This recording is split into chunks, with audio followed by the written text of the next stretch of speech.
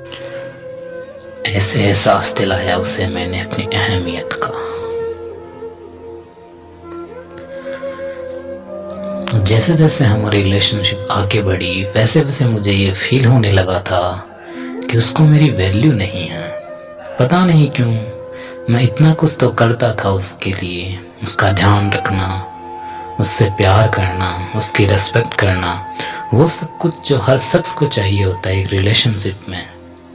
बल्कि उसके एक्सप्रेशन से ज्यादा ही दिया मैंने हमेशा। वो सुना देती थी, मैं सुन लेता था। वो डांट देती थी, खा लिया करता था। लड़ाई झगड़े, उसी का रूठना, उसी को मनाना। मुझे तो कभी इतना मौका ही नहीं मिला कि मैं नाराज रह सकूं।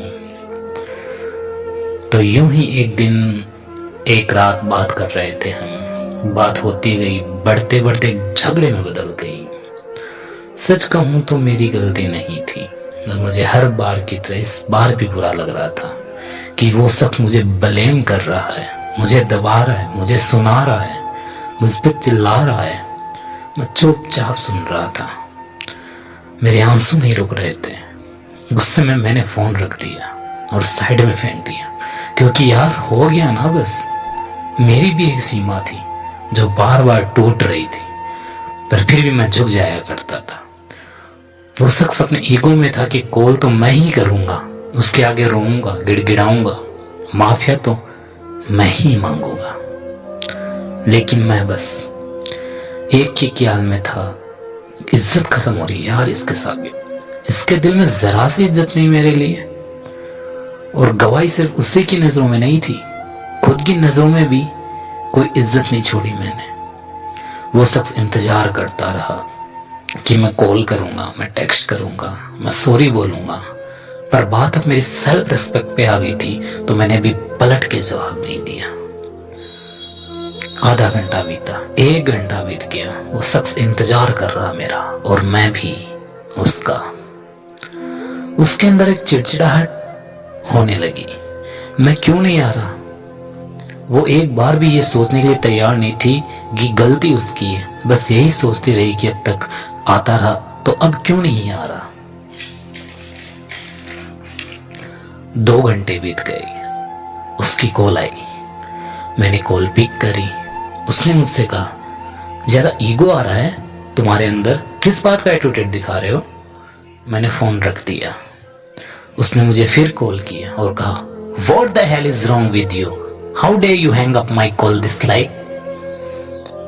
मैंने कहा, जब तक तुम तमीज से बात नहीं करोगी तुम्हें अपनी आवाज भी नसीब नहीं होने दूंगा। और इतना कहते ही फिर मैंने फोन रख दिया। इस बार कॉल किया तो थोड़ी ठंडी हो चुकी थी। उसने मुझसे पूछा, क्या हुआ। मैंने पूछा, किसकी गलती थी। उसने कहा, तुम्हारी। और किसकी। मैंने फिर पूछा, किसकी गलती थी। उसने मुझसे कहा, तुम्हारी थी ना, तुमने ऐसा किया वैसा किया। मैंने कहा, आखिरी बार पूछ रहा हूं, सोच समझ के जवाब देना, किसकी गलती थी। वो घबरा गई। इतना सीरियस जो मैं पहले कभी नहीं हुआ, वो आज कैसे हो गया। मैंने पूछा, बताओ किसकी गलती थी। उसने कहा, मेरी। मैंने पूछा, क्यों इंतजार कर रही थी मेरा, मैं आऊं और तुमसे माफिया मांगू। उसके पास कोई जवाब नहीं था। मैंने कहा, ये क्या तमाशा बना के रखा हुआ हर रात झगड़ने का, हर बार मुझे ब्लेम करके, मुझे सुना के, मुझे से एक्सेप्ट करना कि मैं आगे माफिया मांगू। क्यों इतना गारंटेड ले रखा है मुझे तुमने। नहीं पसंद तो बोल दो मुंह पे, नहीं पसंद, और इस रिश्ते को यही खत्म करो, क्योंकि मेरा दम घुटता है यहाँ। बार बार रिश्ते को बचाने के लिए झुक जाता हूं, तुमने फायदा ही उठाना शुरू कर दिया इस बात का।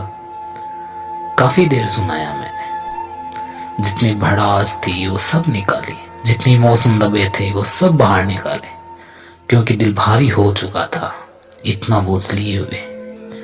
वो सब कुछ सुनाने का असर कुछ इस तरह हुआ कि उसके आंसू निकल आए। उसे एहसास भी हुआ अपनी गलतियों का।